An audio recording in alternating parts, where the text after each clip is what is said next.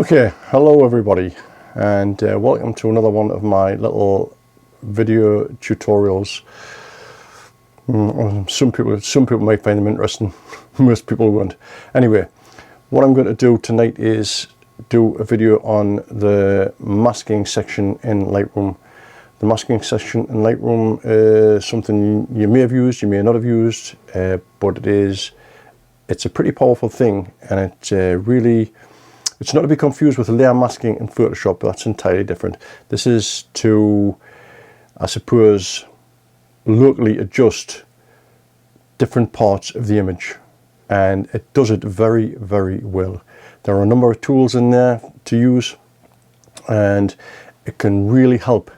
It can really help lift an image, which I hope to show in the video that I'm going to do this evening. I haven't been to Camera Club much lately, and that's due to circumstances mainly beyond my control. But anyway, I'm going to try and atone for that by doing a little video and maybe helping a few people. Now, I know Lightroom doesn't seem to be one of the favourite programs of people at the club.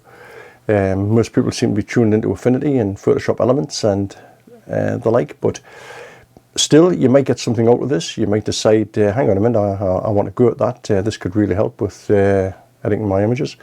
So let's get into this, give you a look at it. I'll give you a run through the tools. I've got an image that I'm going to try and sort out with this. And anyway, see what you think. If it's any good to you, you might be able to use it. If not, well, you know, you have nothing to lose, is there? Okay, let's do it. Okay then, here we are in Lightroom, and this is the image I have selected to demonstrate the masking section in Lightroom. The masking section in Lightroom is found up here under this little circle, but first of all I'm going to do a few global adjustments, what I normally do to landscape images when the dynamic range is a bit here, there and everywhere. So what I do is I will drop the highlights all the way down, I'll open the shadows all the way up, and then I'll create a white point and a black point. And I do this by clicking on the whites, holding down Alt on the keyboard until the little white dots on the screen just disappear, and that creates a white point. Then I'll do the same with the blacks, but I would put a little bit more black in because I feel that it gives it a little bit more punch to the image. So after those global adjustments, we've gone from there to there. Now then, the masking section. Click on this.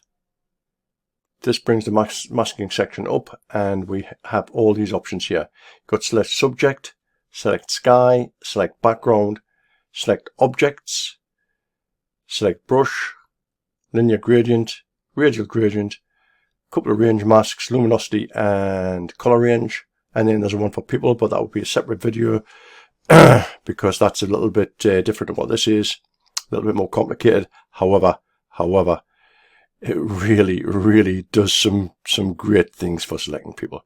Anyway, the first thing I'm going to do in here is I'm going to select the sky. So just click on there, and Lightroom will select the sky. It does a great job of selecting the sky. Hasn't touched the leaves, nothing, just the sky.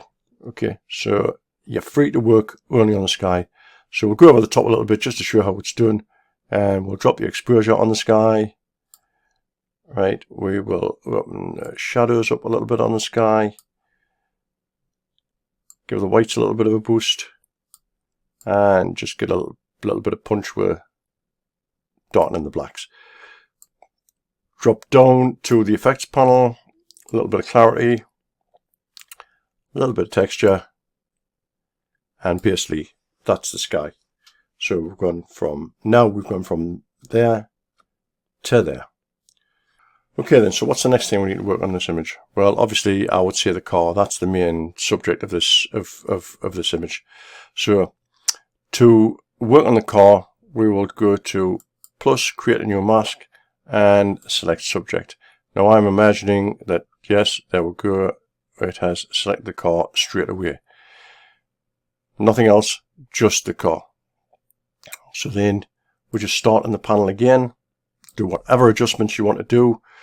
We'll just drop the exposure on the car just to make the greens a little bit darker, a little bit of contrast, what else can we do? Maybe just open the shadows up just a little bit. And that is made a difference to the car. So as you can see, you're working on individual bits of the image. Now, not only can you work on individual bits of the image, but you can also work on individual bits of the mask.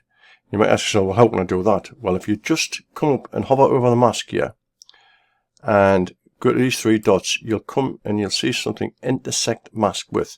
So that gives you all these options across here. So what will we intersect it with? I think we'll just go for a brush.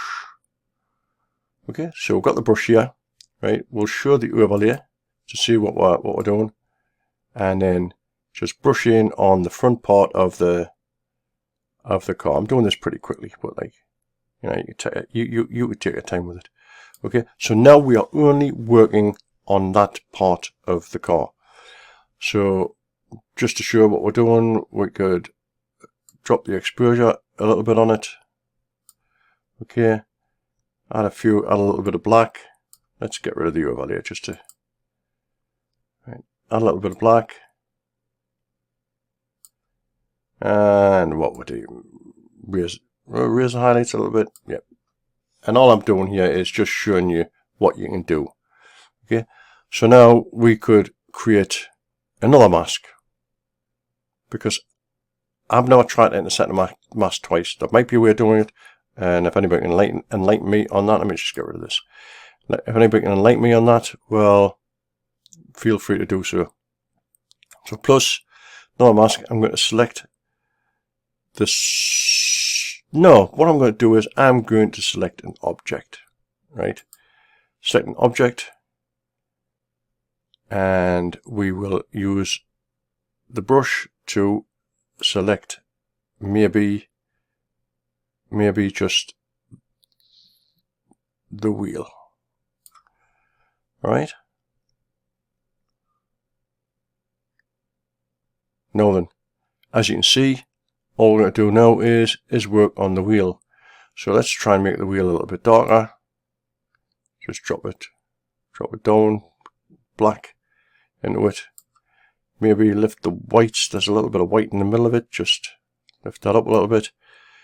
And by this time, you should be getting the idea of like how this actually works. Okay, you create new masks. You can work on that mask. You can intersect with the mask. Basically, you can do anything you want to do. So let's try another mask, a different one this time. Let's create a new mask. Right, and we will use a linear gradient. And what we'll do is we'll concentrate on darkening the top part of the sky. So if we just pull down a linear gradient on the top part of the sky, you'll see that it's all selected up here, and then it feathers away down here. So what we'll do is we'll just drop the exposure a little bit on the top of the sky. Not too much, just to darken the blues down a little bit. And as you can see, it just works seamlessly. Absolutely perfect. Perfect. Let's create another new mask. And we will use a radial gradient. I don't know if anybody's familiar with the radial gradient. Just drag it out like that, and we'll drag it across this little section behind the car.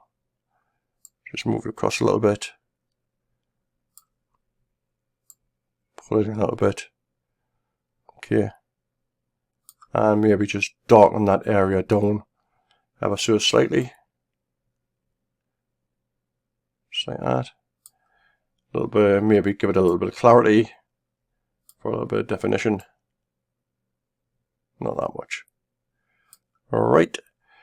Let's create another new mask, and we'll have another linear gradient, and we'll pull that in from this bottom corner just to cover this path here.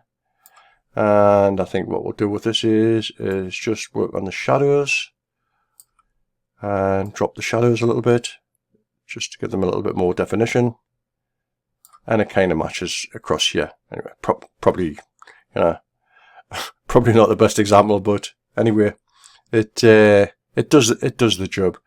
So as you can see, we have now gone from that to that.